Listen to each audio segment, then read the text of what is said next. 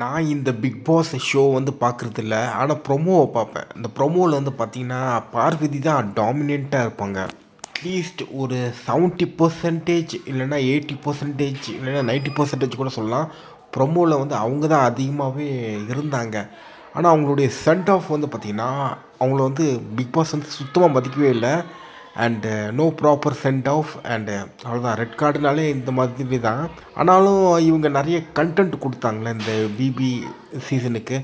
So அதுக்காச்சும் ஏதாச்சும் கொஞ்சம் ப்ராப்பராக சென்ட் ஆஃப் பண்ணியிருந்துருக்கலாம். ஒரு ஃபோட்டோ மாதிரி எடுத்துருந்துருக்கலாம்.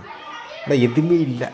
அப்படியே அப்படியே அனுப்பிச்சிட்டாங்க. போய் தொலை அந்த மாதிரின்ட்டு 2 பேருமே. அண்ட் கம்ருதீன் வந்து பார்த்தீங்கன்னா, பிளாங்க்கா போனான். அவனுடைய கெத்து, அந்த ஃபைட்டிங் பாடி லாங்குவேஜ், அதுக்கப்புறம் அந்த ஒரு முறைப்பான்ல, அது எல்லாமே பார்த்தீங்கன்னா அப்படியே காணாமல் போயிடுச்சு. கண்ணில் கண்ணீரும், முகத்தில் ஃபுல்லாக சோகத்தையும், அதுக்கப்புறம் எந்த ஒரு என்ன பண்ணுறதுன்னு ஒரு புரிதல் இல்லாமல் அப்படி கன்ஃபியூஷனோட வெளியில் போயிட்டான். அதுக்கப்புறம் ஒரு தகவல் ஒன்று ட்விட்டரில் வந்து பரவிட்டு இருக்கு. அது வந்து என்னென்னா, இந்த கம்ருதீனுக்கு வந்து ஒரு ரெட் கார்டு கொடுத்துட்டாங்க. அதாவது இங்கே இல்லை, பிக் பாஸ் வீட்டில் கொடுத்துட்டாங்க. அது ஒன்று. அண்டு அவர் ஒர்க் பண்ணுற அந்த சீரியல் இண்டஸ்ட்ரி இருக்குல்ல, அங்கேயும் ரெட் கார்டு கொடுத்துருக்காங்கன்றது ஒரு தகவல் ஒன்று இருக்குது.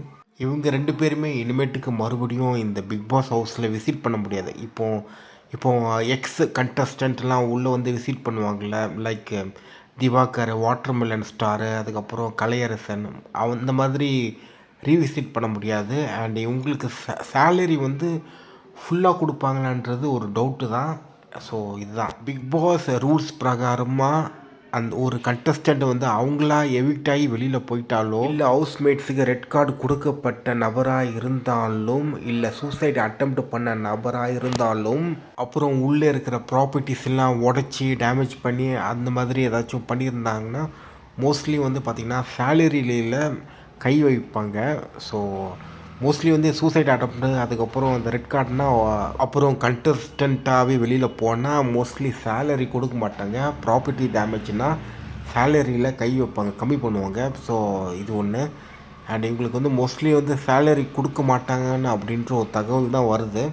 பட் அந்த மாதிரி பண்ண மாட்டாங்கன்னு நான் நினைக்கிறேன். ஏன்னா விஜய் பார்வதி பயங்கரமான கண்டென்ட் நிறைய கொடுத்துருக்காங்க.